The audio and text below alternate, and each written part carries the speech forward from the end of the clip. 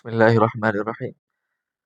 12 ربیع الاول چل رہا ہے، ربیع الاول کا مبارک مہینہ چل رہا ہے۔ اس بابرکت مہینے میں رسول اللہ صلی اللہ علیہ وسلم اس دنیا میں تشریف لائے، اور اس دنیا سے پردہ بھی رسول اللہ صلی اللہ علیہ وسلم نے اس مہینے میں فرمایا۔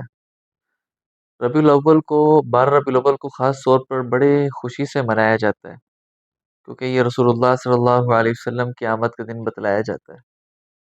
معاملہ یہ نہیں ہے کہ اس دن کو منانا چاہیے یا نہیں چاہیے، اب بات اس حد تک بڑھ چکی ہے کہ ہمیں اب یہ سوچنا ہے کہ آیا جس طرح یہ منایا جا رہا ہے اس طرح منایا جانا چاہیے یا نہیں۔ آپ دیکھیں جس سٹیج پر یہ رسول اللہ صلی اللہ علیہ وسلم کی شان میں نعتیہ اشعار کہے جا رہے ہوتے ہیں، رسول اللہ صلی اللہ علیہ وسلم کی شان اقدس میں تقاریر بیانات ہو رہے ہوتے ہیں، اسی سٹیج پر اور اسی وقت کیا چیز چل رہی ہوتی ہے؟ میوزک چل رہا ہوتا ہے، اور میوزک کے ساتھ ڈانس چل رہا ہوتا ہے۔ میں نے خود اپنے گناہگار کانوں سے سنا ہے۔ میں نے وہی صاحب یہ کہہ رہے راول پنڈی کا واقعہ، یہ میں وہاں سے گزرا تو وہ کہہ رہے تھے کہ بھائی ذرا دائرہ وسیع کر لیں، دائرہ وسیع کر لیں۔ بھائی کیوں دائرہ وسیع کر لیں؟ اس لیے کہ جو دھمال ڈالنا چاہے دھمال ڈال دے۔ اب رسول اللہ صلی اللہ علیہ وسلم کے ولادت کا دن منایا جا رہا ہے، اور کس لیے منایا جا رہا ہے؟ کہ آقا دو جہاں صلی اللہ علیہ وسلم ہم سے راضی ہو جائیں، اور کام وہ کیے جا رہے ہیں جن سے رسول اللہ صلی اللہ علیہ وسلم ہم سے ناراض ہو۔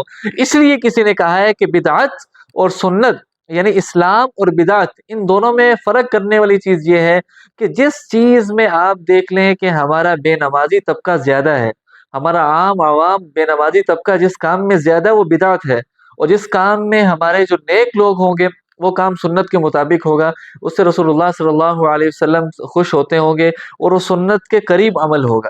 اور ہمارے دیکھ لیں کس طرح ہوتا ہے، یہ اب ڈانس ہو رہا ہے، اور اب تو اس چیز پر ہم لوگ پہنچ چکے ہیں کہ ایک شخص ہے اس کو جنت کا فرشتہ بنایا جاتا ہے، اور وہیں ایک عورت ہوتی ہے اس کو خوبصورت لباس پہنا کر اور حور کا لقب دیا جاتا ہے، اور یہ ہمارے یہاں عام سٹیجوں پر ان کو لایا جاتا ہے، اور 12 ربیع الاول کی خوشیاں منائی جاتی ہیں۔ اب ان سے تو رسول اللہ صلی اللہ علیہ وسلم کی آنکھیں ٹھنڈی ہوگی۔ اللہ کے نبی صلی اللہ علیہ وسلم کی آنکھوں کو ٹھنڈا کرنے کے بجائے ہم آنکھوں کو تکلیف دے رہے ہیں۔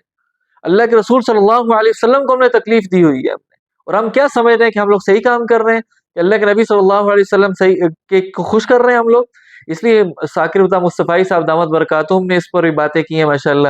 اور اس طرح ہم دیکھ لیں کہ ہمارے ہاں یہ سمر عباس قادری، انہوں نے بھی ان پر باتیں کی ہیں، حتیٰ کہ محترم جناب الیاس قادری دامت برکاتہم نے بھی اس کے بارے میں باتیں کی ہیں کہ بھائی یہ جو کام ہو رہے ہیں کام غلط ہو رہے ہیں۔ ہمارے اوپر کے لوگ جو ہمارے بڑے حضرات ہیں وہ بالکل بھی یہ کام نہیں چاہتے، لیکن نیچے کے طبقے کے لوگ ان کاموں کو کر رہے ہیں۔ اب ان کو کون سلجھائے گا؟ کون ان کاموں کو روک سکے گا؟ اب ہم نے ایک تو ابتدا کر دی، اور ابتدا کرنے کے بعد ہمارے ہاتھ سے کام اتنا نکل چکا ہے کہ اب اس کو ہم کنٹرول کرنا چاہیں بھی تو کنٹرول نہیں کر سکتے ہم لوگ۔ تو خدارا ہم کیا کر رہے ہیں کہ اللہ کے نبی صلی اللہ علیہ وسلم کو راضی کر رہے ہیں، اور راضی کرنے کا طریقہ ہم نے وہ چن رکھا ہے کہ جس سے اللہ کے نبی صلی اللہ علیہ وسلم ہم سے ناراض ہو۔ یہ کیسے ہو سکتا ہے؟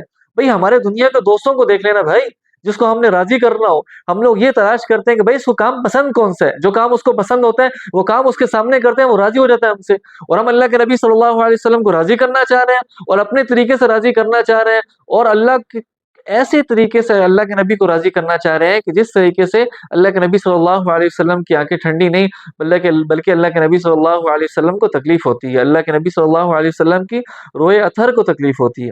اللہ تعالیٰ ہمیں ان خرافات سے بچائے، اور اللہ تعالیٰ ہمیں ہوش کے ناخن لینے کی توفیق عطا فرمائے۔ پتہ نہیں مرنے کے بعد ہم لوگوں کے ساتھ کیا حال ہوگا۔